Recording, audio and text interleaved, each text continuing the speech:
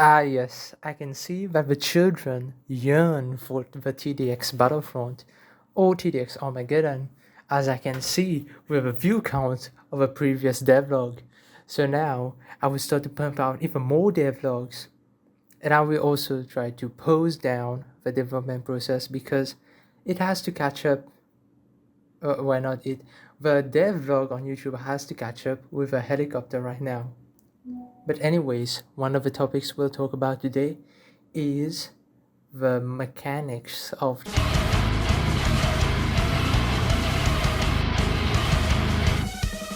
You see, TDXA doesn't have upgrade paths.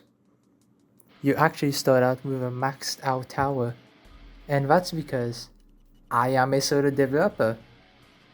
I have to code, draw, and model everything by myself. And I don't know about you, but I cannot do that without burning out. So to fix this problem, I have decided to just max out all of the paths and let you switch. That's right, you can switch the paths when you're playing the game. You press Q and then you switch to the other path.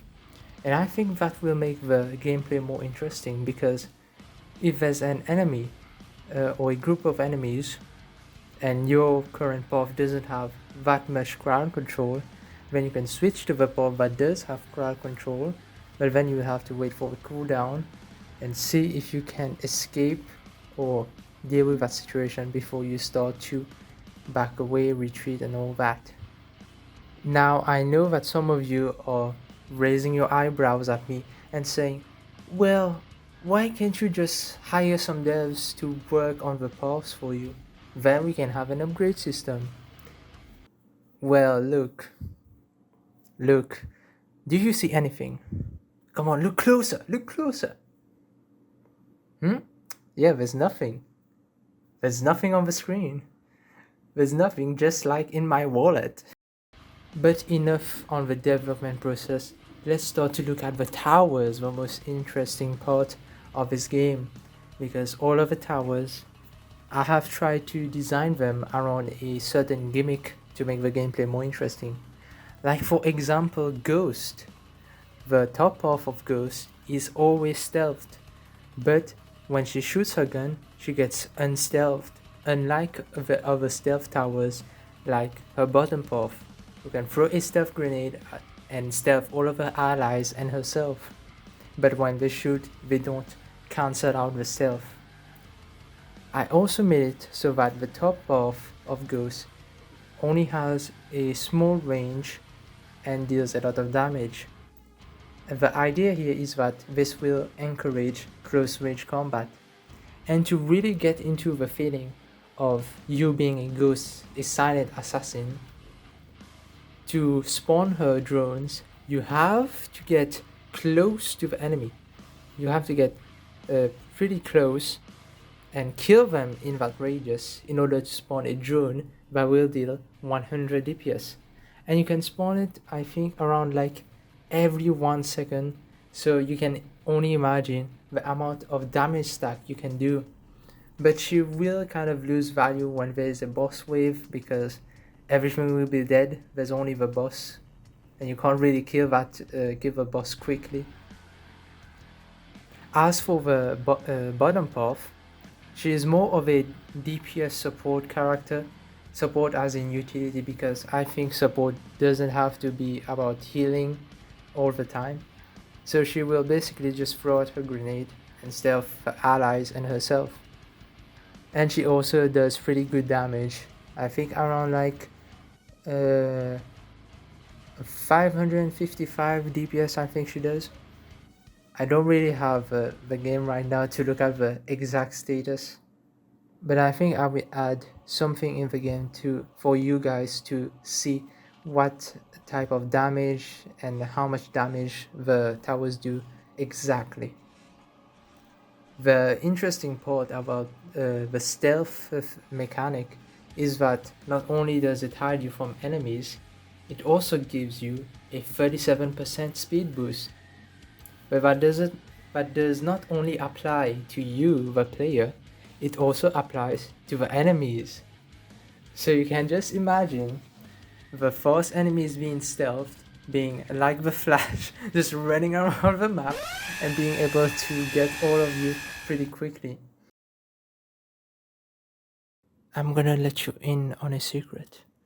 The portrait icons of the towers were not rendered in Blender. That's right.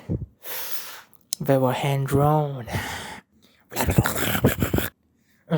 Anyways, yeah, those portraits were actually hand-drawn. And that's because if I did render them in Blender, what do you think would happen to my PC? Oh my god! This? Yes, that is correct. It would burn, it would crash my PC. That is why instead of rendering the traditional way with 3D models, why not combine the rendering of art with a 3D model? And that is how I made those portraits. I basically painted on a screenshot of a model and adjusted some of the colors with Krita's filter adjustment stuff. And overall, I really like how this turned out because it looks just really cool, it looks badass, it looks stylish. But now, for the moment you have been waiting for, the best feature that was added to it was the crosshair. Come on, give me a clap, give me. As you can see, we got a crosshair right here, a red crosshair that makes the form of an X. Oh, and it's also red, so as you can see, it reflects Dr. Zine. I will now proceed to promote my Discord, the Discord server for. As you can see in Discord server, you always get access to the new features added, and you get to get a say in how the game is being developed by voting and all of that.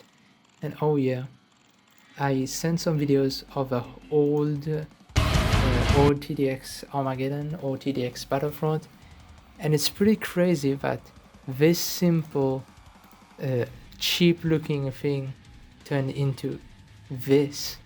Like, it's really awesome. And I know I did do this section where I thanked people in the previous devlog, but I will also do one right now because honestly, you guys are pretty awesome. You guys can joke, you guys are telling me what to fix, how to fix them, and giving me ideas for free. And it's really heartwarming to see all of those comments and emojis being sent on the Discord. So yeah, thank you again for being part of this community, for playing, for giving TDX Armageddon a chance. But anyways, I will see you all in the next devlog.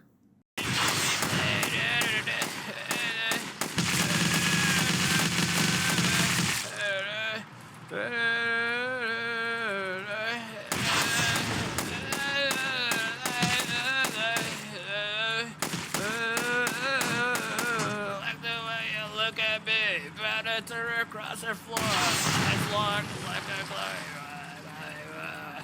Come stick your